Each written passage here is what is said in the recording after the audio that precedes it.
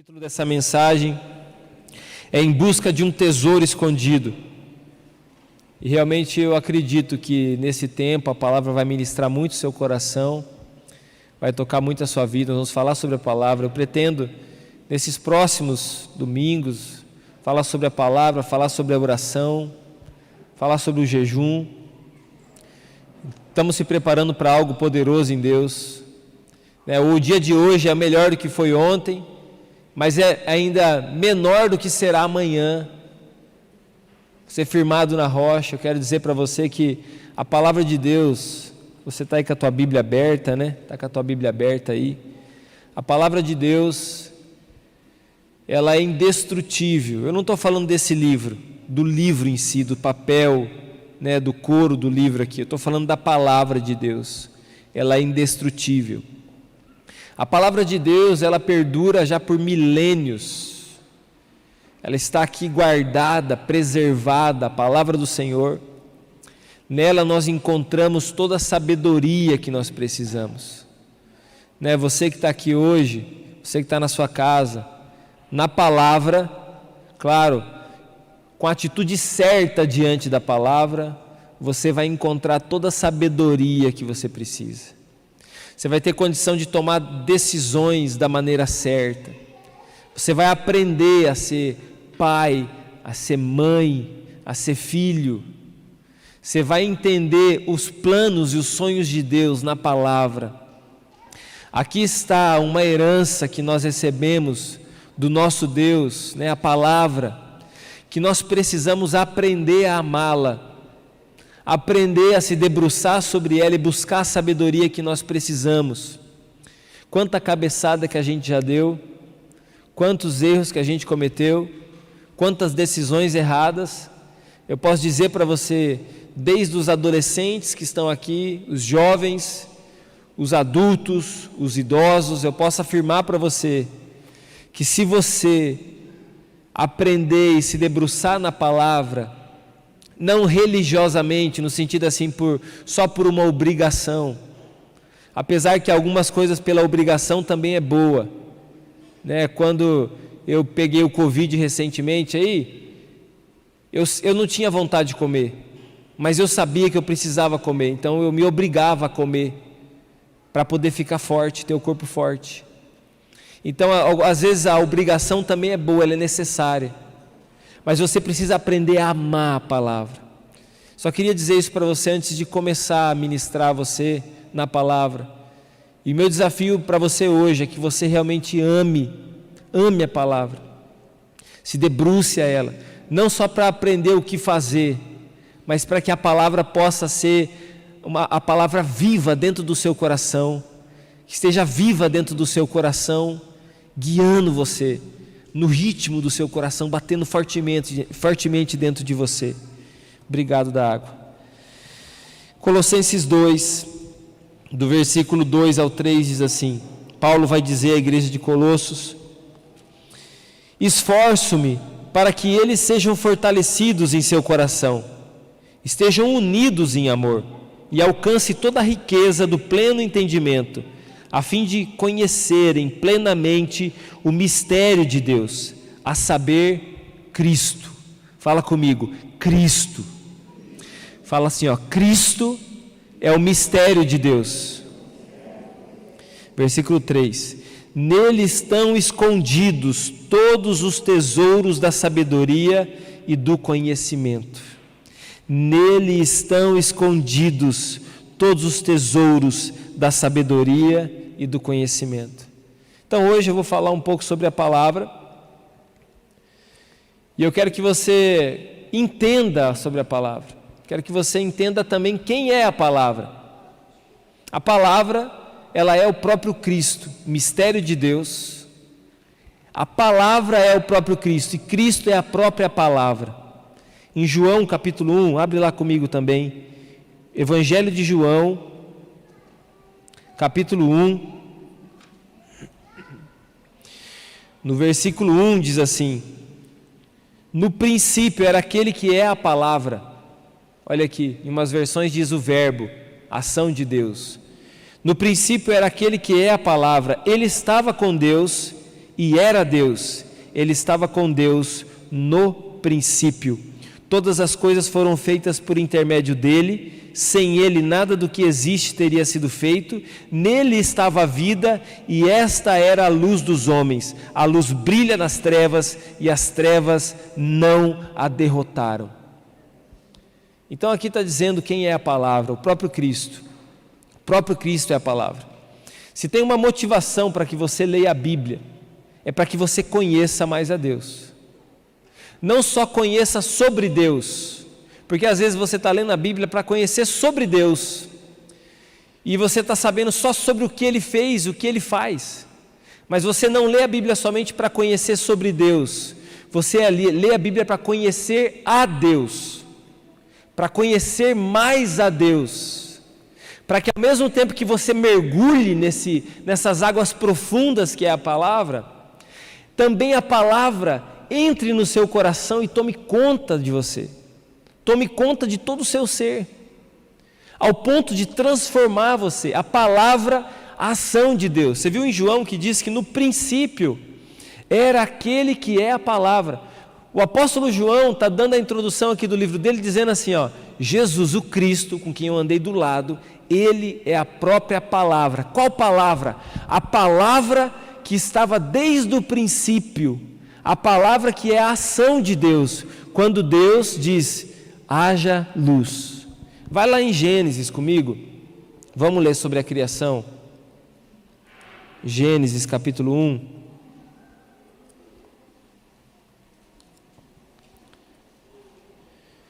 Versículo 1 diz assim: no princípio Deus criou os céus e a terra. Era a terra sem forma e vazia. Trevas cobriam a face do abismo, e o Espírito de Deus se movia sobre a face das águas. Disse Deus: haja luz, e houve luz. No momento em que Deus está dizendo aqui, haja luz e houve luz, a ação que saiu de Deus na criação, essa própria ação é o próprio Cristo. Por isso que ele é o mistério de Deus, que estava escondido em Deus e agora foi revelado. Se encarnou, nasceu como um homem, morreu na cruz, venceu a morte, como a gente leu lá em João, né? O texto de João, quero até frisar esse versículo aqui com você. João, né, capítulo 1, que a gente leu. Deixa eu voltar lá. Diz assim: nele estava a vida, e esta era a luz dos homens. A luz brilha nas trevas, e as trevas não a derrotaram. E é por isso que você, como um filho de Deus, como um servo de Deus, como Cristo vivendo em você, Gálatas 2, versículo 20, diz que já não sou eu quem vivo, Paulo vai dizer. Já não sou eu mais quem vivo. Quem vive em mim? Cristo vive em mim. A palavra vive dentro de mim. A palavra que criou o universo colocou ordem dentro da minha vida e me deu vida. Eu estava morto nos meus delitos, nos meus pecados, mas agora eu tenho vida em Cristo Jesus. Eu tenho vida em Jesus e as trevas agora não têm mais poder sobre a minha vida. As trevas não podem me destruir e as trevas também não é páreo mais para mim. As trevas podem até zombar de você, longe de você, mas perto de você brilha a luz de Cristo e as trevas se dissipam. E o lugar do diabo é debaixo dos nossos pés. Pisa bem forte no chão assim, Fala comigo assim, Satanás, o seu lugar é debaixo dos meus pés. E você só pode dizer isso com autoridade se de fato Cristo vive em você. Porque se Ele não vive em você, você não tem como dizer isso com autoridade. Agora, quando nós olhamos então para a palavra, para o mistério de Deus, o mistério revelado, que é o próprio Cristo, a palavra da ação de Deus, a palavra da criação de Deus. Em Gênesis capítulo 1, a gente leu que as coisas estavam uma desordem. Havia um caos. E aí o Espírito de Deus pairava sobre as águas. E aí vem a criação. Deus na verdade já tinha criado, e Deus começa a colocar ordem na criação. Deus, haja luz, e houve luz. E Ele começou então a direcionar as coisas. começou a colocar em ordem as coisas, assim como Ele fez com a gente, assim como Ele faz conosco. A nossa vida começa a ser colocada em ordem, nós começamos a aprender a viver, começamos a aprender a ser aquilo que Deus sonhou para que o que nós sejamos. Nós começamos a ajustar o nosso caminho, colocar em ordem a nossa casa, ter os sonhos de Deus sobre a nossa vida, começamos a nos libertar daquilo que nos prendia, nos prejudicava, e agora já não tem mais nada nessa terra que tenha poder para nos deter e nos segurar, porque agora nós somos de Cristo, somos o Filho de Deus, somos filhos de Deus. Jesus disse assim para os discípulos em Mateus capítulo 11, Ele disse assim: aprendam de mim, porque eu sou manso e eu sou humilde de coração. Então a palavra de Deus, não basta você ter uma Bíblia na sua casa, uma Bíblia lá guardada numa gaveta, uma Bíblia lá aberta de repente numa estante, não adianta isso aí. A palavra, ela precisa estar sendo estudada, é um tesouro, aqui é um tesouro. Pega a tua Bíblia e fala assim, isso aqui é um tesouro. É um tesouro inescrutável, que quanto mais você procura, mais ouro você encontra, mais tesouros você encontra. Agora, se você também não procura, você sempre vai viver no nível raso, e você sempre vai se contentar com um pouco, mesmo que haja muito mais para você. Agora eu entendo, nós precisamos para isso aprender com Jesus. Nós precisamos aprender com Jesus, que é a própria palavra. E para isso nós não podemos tirar os olhos de Jesus. Nós não podemos tirar os olhos da palavra. Todo dia quando você abrir a tua Bíblia, você tenha consciência disso, que você está diante do próprio Cristo, da própria palavra de Deus. E ela é poderosa para parar uma guerra ou para começar uma guerra. Ela é poderosa para criar uma família, para gerar uma vida. Ela é poderosa para transformar qualquer situação e qualquer circunstância. A Bíblia vai comparar a palavra lá em Apocalipse capítulo 2, vai comigo lá. Apocalipse capítulo 2.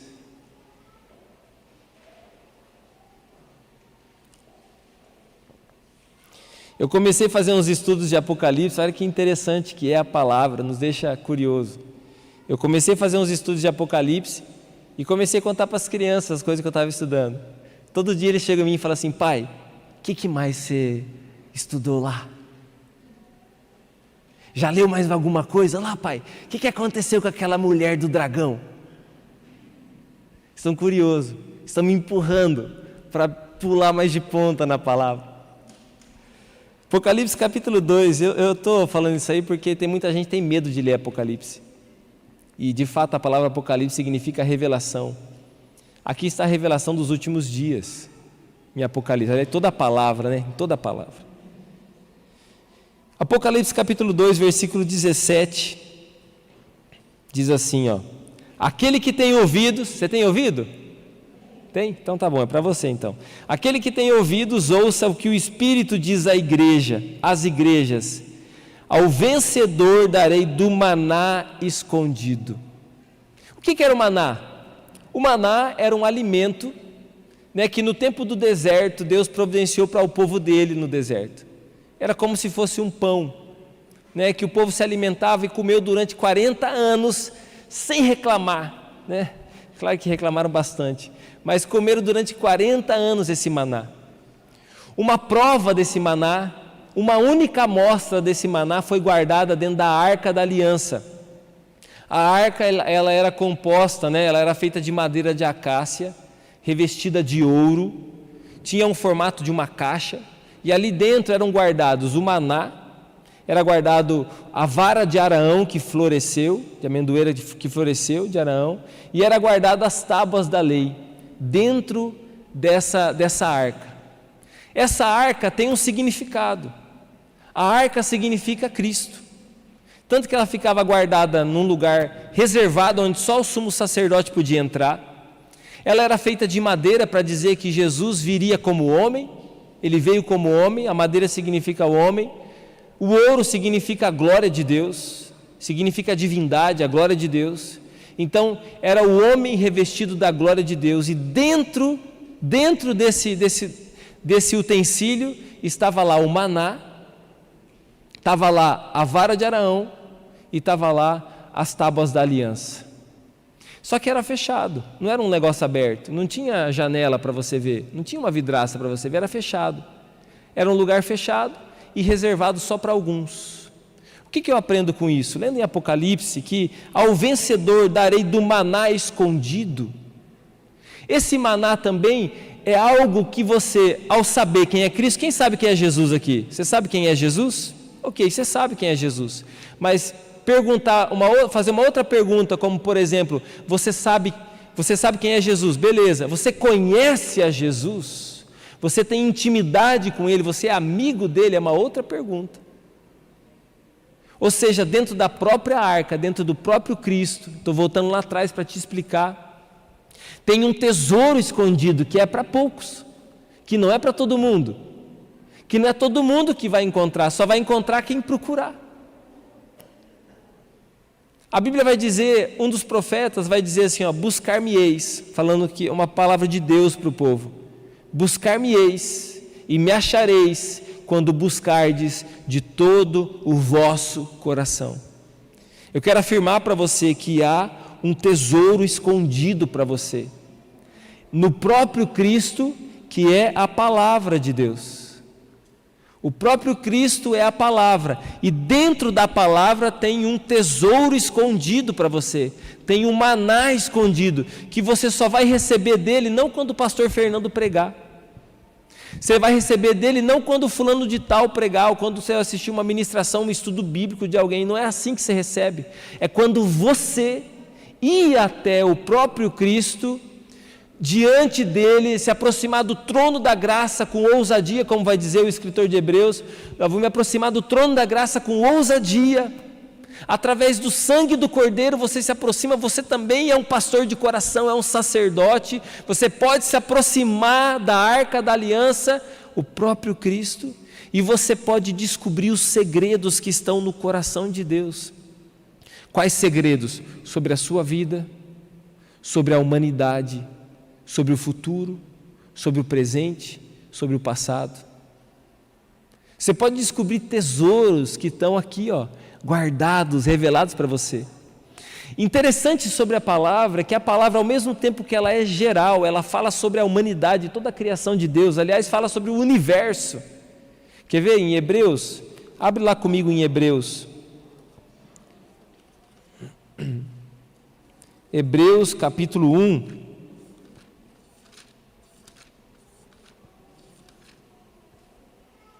Versículo 2 diz assim: mas nesses últimos dias falou-nos por meio do Filho, a quem constituiu o herdeiro de todas as coisas e por meio de quem fez o universo. Então, lendo a palavra, você não descobre somente segredos sobre o geral ou sobre o universo, mas você também descobre segredos sobre você. Você também descobre, conhecendo a Deus, uma das maiores crises que as pessoas têm hoje é que elas não conhecem a si mesmo. E elas tentam conhecer a si mesmo, procurando em todo lado. Assim nascem tantas seitas e religiões, porque a pessoa está buscando conhecer a si mesma. Só que ela nunca vai conhecer a si mesma como ela realmente é, se ela não conhecer quem a criou. Então, quando nós conhecemos a Deus, quando nós conhecemos a Sua palavra, nós também sabemos quem de fato nós somos. Ninguém pode nos manipular, ninguém vai nos chamar de massa de manobra, não vai ter uma rede social que vai nos manipular. Antigamente eram as coisas da televisão, que manipulava as pessoas. Então aparecia lá alguém com cabelo. Eu me lembro quando o Ronaldo Fenômeno cortou aquele cabelo ridículo dele, ficou aquele negócio feio. Você lembra disso ou não? Feio, fez aquele negócio aqui, uma obra de arte para ele, Todo mundo cortou igual, espiazada, as piazadas, cortou todo mundo igual o cabelo. E todo mundo na pelada, no jogo, era o Ronaldo. Não, eu vou ser o Ronaldo. Não, eu vou ser o Ronaldo. Não, então se você vai ser o Ronaldo, eu vou ser o Júnior Baiano só para dar um pega em você. Por quê? Porque manobrava as pessoas estão sempre procurando uma inspiração e não acha, vai sair mesmo. Hoje em dia, qual que é as inspirações que tem? Está lá na rede social. Daqui a pouco tem alguém falando como aquela pessoa da rede social, tem alguém fazendo o que a pessoa da rede social falou para fazer, e assim vai. Os youtubers da vida, os TikTok da vida, as dancinhas e as coisas da vida. Por que isso aí? Porque a gente não sabe a nossa identidade, a gente tem que procurar alguém para nos dar uma identidade. Eu tenho que ser igual então o João, eu vou ter que ser igual o Paulo, porque eu não tenho identidade, eu não sei quem eu sou. Mas quando eu descubro a palavra, eu sei quem eu sou. E quem você é? Eu sou o que Cristo me criou para ser. Mas pastor, me fala quem eu sou. Eu posso te falar no geral, mas você vai saber no individual e na intimidade só se você ter intimidade com Deus. Só se você buscar intimidade com Deus. Só se você pegar a sua Bíblia, o próprio Cristo, e falar assim: eu preciso conhecer a Deus. Eu preciso me relacionar com a palavra, eu preciso descobri-la, não só para saber mais sobre Deus, mas só para saber quem é Deus, para saber mais a respeito daquele que me criou, daquele que me formou, daquele que me conhece, daquele que me gerou lá no céu, daquele que conhece toda a trajetória da minha vida e sabe sobre o meu futuro. Porque Deus é o único que sabe sobre o nosso futuro, o diabo não sabe sobre o teu futuro, e nem você sabe. Aliás, quantos planos que você já fez que foram frustrados? Quantos planos que você imaginou e de repente assim, você criou um monte de plano e de repente o amanhã para você não vai existir mais, porque você não sabe o dia de amanhã. Só que Deus sabe o dia de amanhã. Deus sabe o dia de amanhã, do depois da manhã, do depois da manhã, do depois da manhã. Todas as coisas estão explícitas para Deus, estão ali, reveladas a Deus. Deus sabe de todas as coisas. E nós podemos viver o que Deus sonhou para nós, conhecendo a palavra.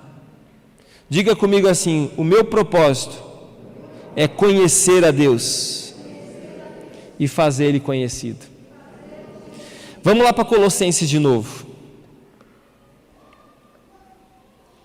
Colossenses capítulo 1, o versículo 15 diz sobre Jesus, fala assim, é sobre Jesus isso.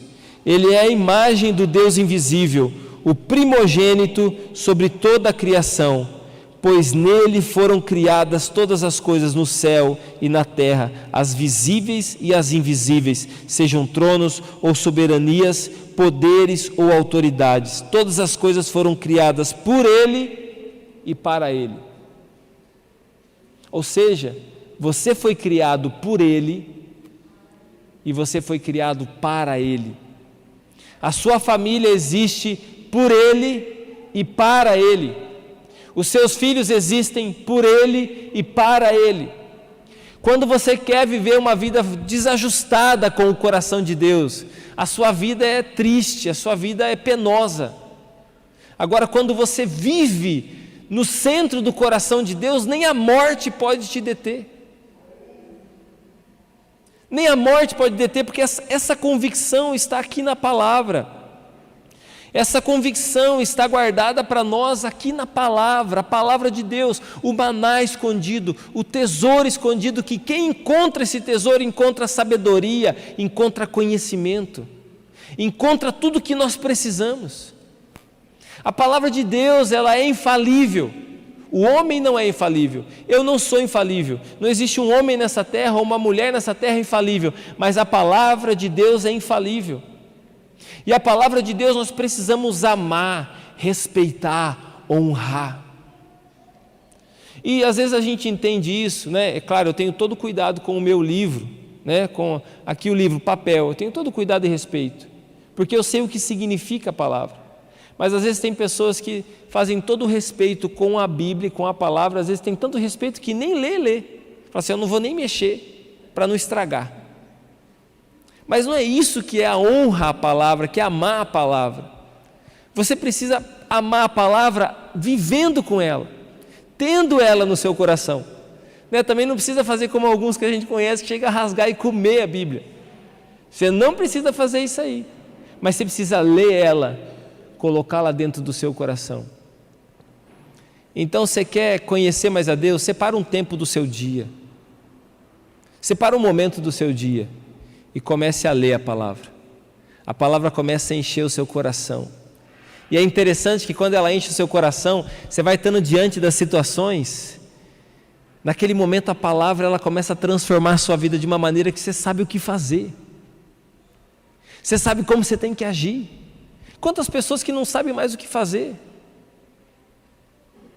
Jesus nos ensina, por exemplo, lá em Mateus capítulo 5, se você pegar lá Mateus capítulo 5, é o Sermão do Monte, o capítulo 5, 6 e 7. Eu acho que nós precisamos ler e reler esses capítulos aqui.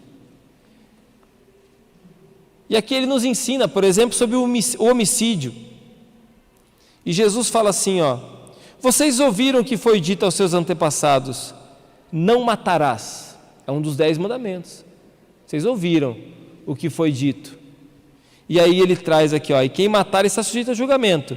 Versículo 22, mas eu lhes digo, ou seja, Cristo, que é a própria palavra, está querendo mostrar para nós que tem alguma coisa que interpretaram errado lá atrás. E ele está trazendo então a clareza, ele é a palavra. E ele está trazendo a clareza. Mas eu lhes digo que qualquer um que se irar contra o seu irmão estará sujeito a julgamento. Também qualquer que disser em seu irmão racá, que significa idiota, né? Talvez algumas palavras está idiota, será levado ao tribunal. E qualquer que disser louco corre o risco de ir para o fogo do inferno. E agora, quem vai se salvar aqui? Quem que de nós vai se salvar? Mas é fruto da graça, Jesus é o tempo da graça. Quem que de nós vai se salvar? É por isso que aquela mulher, né, sabe aquela mulher que chega para Jesus, chega trazida, né, arrastada por um grupo de religiosos e fala assim: o que nós devemos fazer com essa mulher que foi pega em adultério? É assim que o diabo faz, o diabo sempre está aqui, ó, nos acusando. O que tem que fazer com esse cara aqui, com essa mulher aí? Por isso que muitas pessoas às vezes deixam de buscar a Deus porque elas se sentem acusadas, e o maior inimigo da vida delas é ela mesma, que elas mais que se acusam. O que nós fazemos com essa mulher? Jesus disse assim, começou a escrever no chão. Ninguém sabe o que ele escreveu no chão, ele não falou, significa que não é para a gente saber. Então ele começou a escrever no chão, mas aquelas pessoas que estavam lá perto, elas entenderam o que ele escreveu no chão e serviu para elas. Escreveu, e aí ele pergunta para elas assim: quem não tem pecado aqui pode tacar a primeira pedra, porque a lei diz que ela tem que morrer. Todo mundo larga as pedras e vão embora. E Jesus faz uma pergunta para ela, fala assim: mulher, aonde estão aqueles que te acusavam? E Jesus dá uma direção para ela, diz assim: agora você vai e não peques mais. O que Jesus estava dizendo? Jesus estava mostrando que há um caminho de misericórdia. E a misericórdia nós recebemos a misericórdia de Deus nós recebemos apesar de nós merecermos a condenação.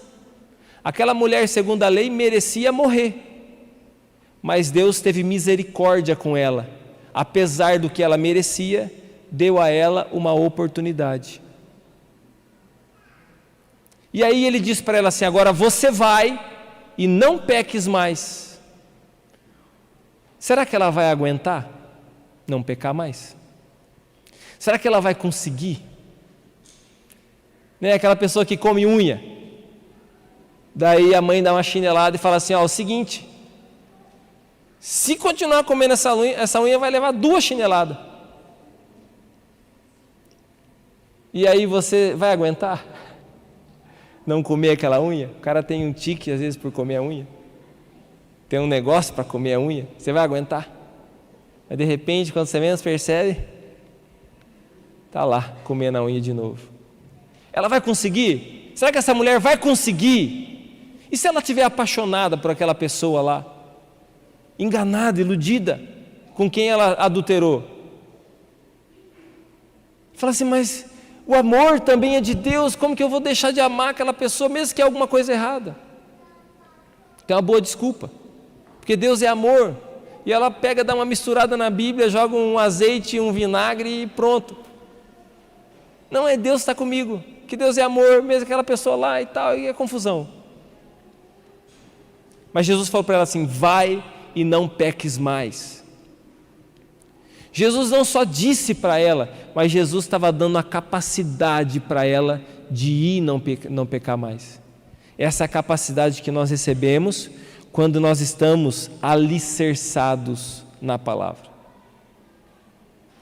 Para você então resistir e realmente transformar a sua vida, e não só receber da misericórdia de Deus, que a misericórdia você recebe de algo que você merecia condenação, mas a graça você recebe como um favor imerecido. Você não está fazendo nada por aquilo e você recebe a capacidade de Deus de você conseguir agora ser o pai que a sua família precisa, ser o homem que a sua família precisa, ser a mulher que a sua família precisa.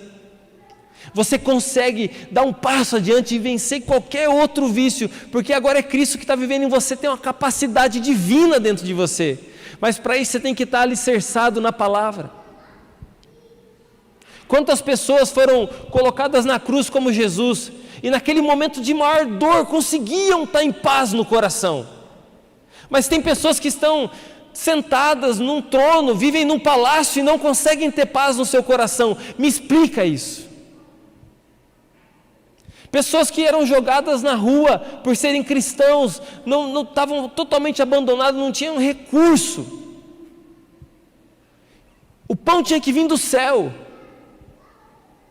mas pessoas que tinham seus celeiros abastecidos, não tinham paz no seu coração. Me explica isso. De onde veio essa paz? Essa paz veio de quem é uma pessoa. A Bíblia fala que Jesus, ele é o príncipe da paz.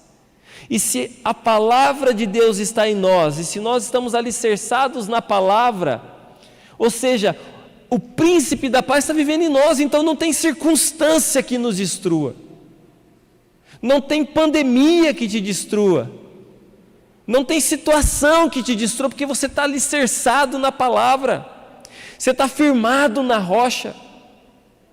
E o que nós precisamos fazer nesse tempo? Nós não precisamos de mais uma pessoa com uma palavra de avivamento, nós precisamos é da palavra, nós precisamos amar a palavra, nós precisamos parar um pouco da nossa correria e poder se dedicar à palavra. Você precisa tirar a palavra lá do guarda-roupa, da gaveta, da mochila e colocar a palavra no centro da sua casa, no centro da sua vida. É acordar todos os dias com sede, com fome da palavra. Quer ver Isaías capítulo 43? Isaías 44, 44 versículo 3 diz: pois derramarei água na terra sedenta. Olha o que Deus quer fazer, Ele quer derramar água, chuva na terra sedenta, e torrentes na terra seca. Derramarei do meu espírito sobre a sua prole, e a minha bênção sobre os seus descendentes. Sobre quem que Ele vai derramar? Quem tem fome, quem tem sede da palavra. Você precisa urgentemente se debruçar na palavra, é a primeira coisa que nós precisamos. Agora a palavra, meu querido, é para quem busca intimidade. No tabernáculo de Moisés, estava lá a Arca da Aliança, num lugar reservado só para os sacerdotes. Estava lá o maná dentro da arca. Só o sacerdote podia acessar aquele lugar. E ele tinha que ter muita intimidade para dar uma erguidinha na tampa, para dar uma olhada no maná. Ele não podia ser qualquer um, não. Ele tinha que ter muita intimidade para ter a coragem de dar uma erguidinha e dar uma olhada no que tinha lá dentro. Muita reverência. Porque Deus deseja que você, por isso que o véu do templo se rasgou, agora você pode ter esse acesso. Deus deseja que você tenha essa intimidade com Ele. Deus não vai viver só mais uma aventura com você, Deus deseja ter uma aliança com você. Deus não deseja ter um relacionamento de uma noite com você na palavra, de um domingo à noite. Deus deseja ter um relacionamento, uma aliança perene com você, que é sustentada pela palavra, pelo seu amor a Ele. Então está aqui a palavra, está aí na sua casa. Às vezes você faz, como eu disse, talvez por uma obrigação, mas coloca o coração na palavra e fala: Senhor, eu desejo te conhecer, eu desejo estar contigo. E aí eu quero finalizar falando de Davi. Davi, ele é conhecido como um homem segundo o coração de Deus. E a primeira coisa que eu aprendo com isso é que Deus não busca pessoas perfeitas. Deus nunca está procurando, Deus não está procurando pessoas perfeitas. Jesus já veio com a missão de buscar e salvar o que se havia perdido. Então, quando eu vejo que Deus fala de Davi, que Davi é um homem segundo o coração de Deus, eu já tenho a certeza que Deus não está buscando pessoas perfeitas. Porque Davi adulterou, Davi assassinou, Davi fez um monte de coisa. Mas Deus olha para ele e, diante de uma postura do coração dele, Deus diz sobre Davi que ele é um homem segundo o coração dele. O que ele tinha de diferente? O que ele tinha que fazia dele um homem segundo o coração de Deus? Ele tinha uma inclinação do seu coração em conhecer a Deus. Apesar das suas imperfeições, ele se arrependeu delas, colheu as consequências, mas o coração dele tinha uma inclinação para conhecer a Deus. Olha o Salmo 127, escrito por ele, um anseio do coração dele. Salmo 127, versículo 4. Perdão, 27, versículo 4. Diz assim: uma coisa pedi ao Senhor, e é o que eu procuro, que eu possa viver na casa do Senhor todos os dias da minha vida.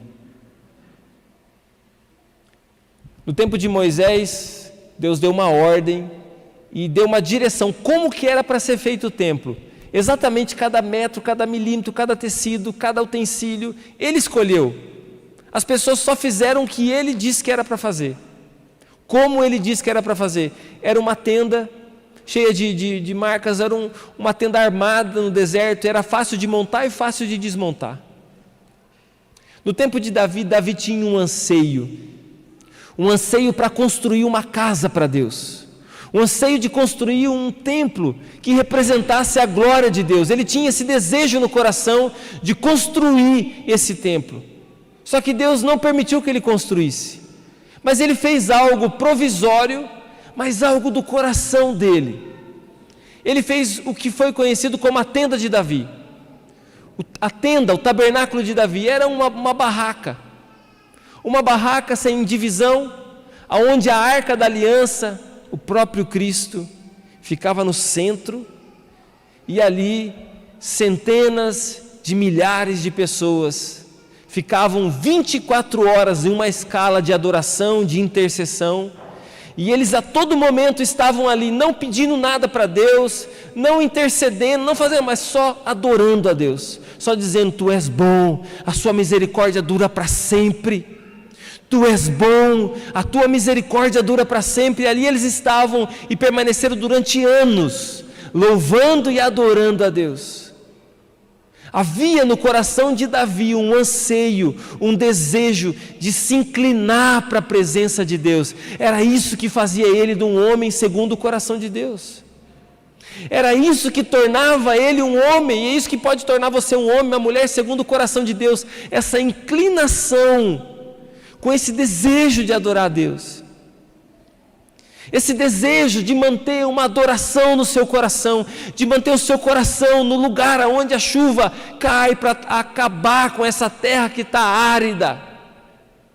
E nós precisamos nesse tempo não de mais um culto no domingo, não só de organizar mais uma célula para a gente estar, e a gente planejar: tá bom, eu vou no domingo, eu vou no culto do Dia dos Pais, os outros eu vou visitar meu tio, o outro eu vou visitar não sei o quê, fazer não sei o quê. No dia da célula, pelo menos umas 2 células do mês eu vou participar. E a gente tenta conhecer a Cristo assim, Mas a gente não conhece Cristo só assim. Nós conhecemos Cristo mergulhando nele, tornando o nosso coração um lugar de adoração. Ao tempo que você está aqui hoje, mas você já está pensando, amanhã eu vou me dedicar a Deus em adoração, eu vou buscá-lo. E aí você começa a buscá-lo, e aí o Senhor fala, é uma terra seca, árida, eu vou derramar da minha chuva sobre ele, eu vou derramar da minha chuva sobre ela.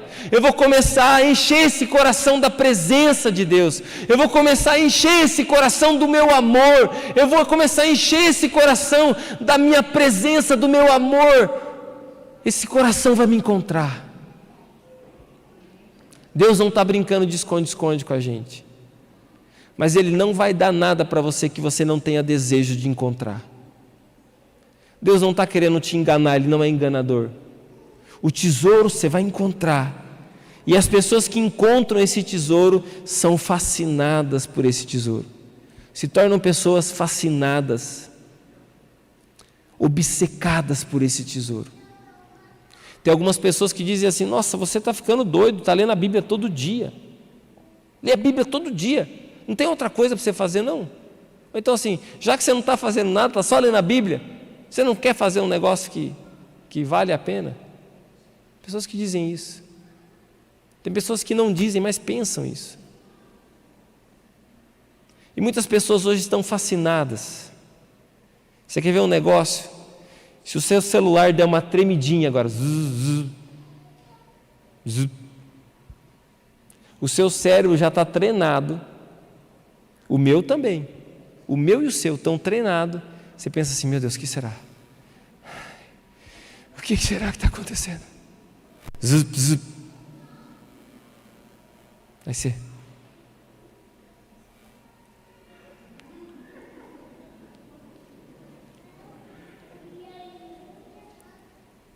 Aí você pode cantar aquela música assim, ó. Eu me apaixonei pela pessoa errada.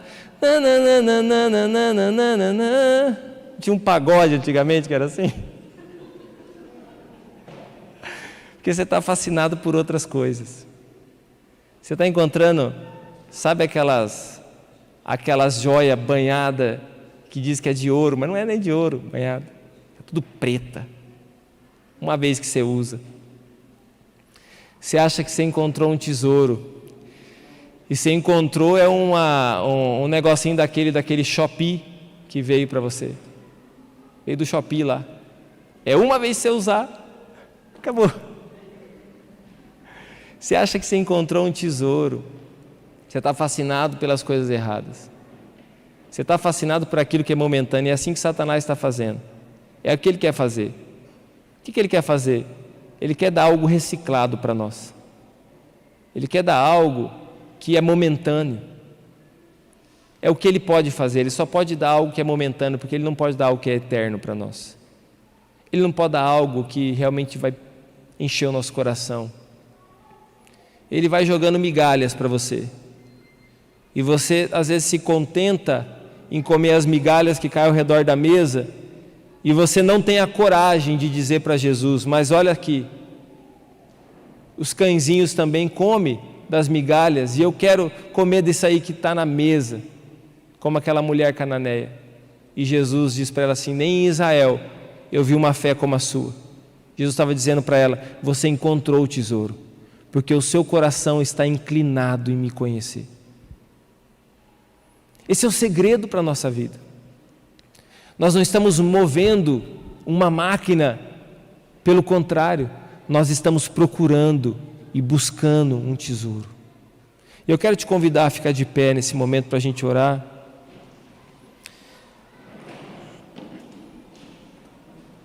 Jeremias capítulo 33, versículo 3 diz, invocar-me-ei. Vamos lá, deixa eu ler aqui para não falar errado. Jeremias 33, versículo 3. Clama a mim e eu responderei, e lhe direis coisas grandiosas e insondáveis que você não conhece. Se nós unirmos a oração com a palavra, e aqui eu quero desafiar você. Meu papel é te conduzir. Eu sou pastor e meu papel é te conduzir. Eu quero desafiar você a uma jornada.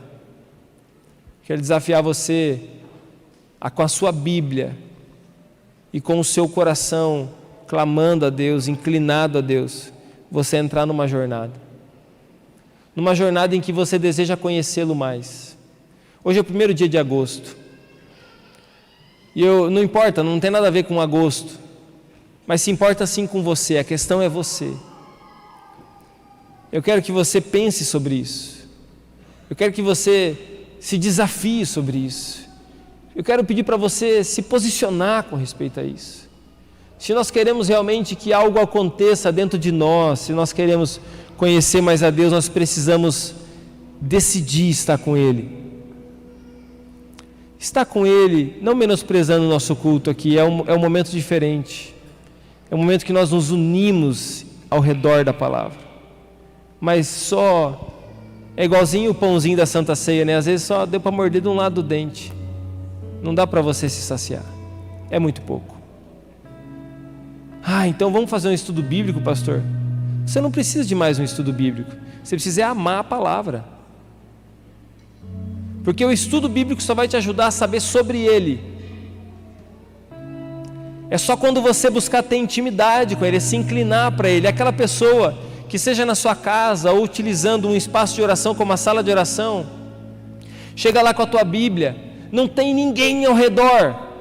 Ou outras pessoas que não estão nada interessadas em você, estão também interessadas naquilo que você está interessado. E ali dobram seus joelhos e estão ali clamando, e o Senhor está dizendo: clama a mim e eu responderei.